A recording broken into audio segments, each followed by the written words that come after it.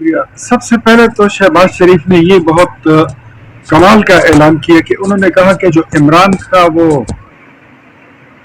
خط ہے جو جھوٹ کا پلندہ ہے اس کو ان کیمرہ بریفنگ میں لایا جائے، قومی سلامتی کمیٹی کی میٹنگ میں اس کو پیش کیا جائے تاکہ اس سازش کا اور یہ ڈرامہ جو ہے یہ بے نقاب ہو اور یہ ختم ہو. اب اس کا ڈراپ سین ہونا چاہیے. ایک نمبر دو، شہباز شریف صاحب نے آج اس کو کہتے ہیں عوامی وزیر اعظم، جو سلیکٹڈ نہیں ہوتا ہے، جو الیکٹ ہو کے آتا ہے عوام کے ووٹ سے.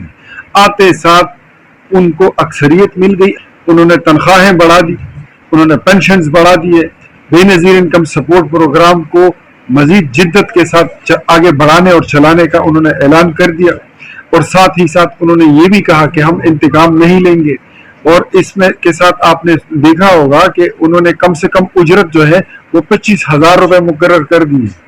اس کو کہتے ہیں وہ وزیر اعظم جو لوگوں کے دکھ درد اور مسائل سے آشنا اور باخبر ہوتا ہے. آپ کو پتا ہوگا کہ 9 روپے تقریباً ڈالر جو ہے وہ گر گیا ہے. اور اس کے علاوہ دیکھا کہ پاکستان سٹاک ایکسچینج 1700 پوائنٹس کی نفسیاتی حد جو ہے وہ کراس کر گیا ہے، جو ایک ریکارڈ ہے. یہ نحوست کا خاتمہ تھا اور یہ ملک میں بہار آنی تھی. بس اتنی دیر لگنی تھی کہ نحوست جائے گی تو بہار آئے گی. پاکستانی قوم کو شہباز شریف کی آمد اور ساتھ ہی ساتھ بہار کی آمد بھی مبارک.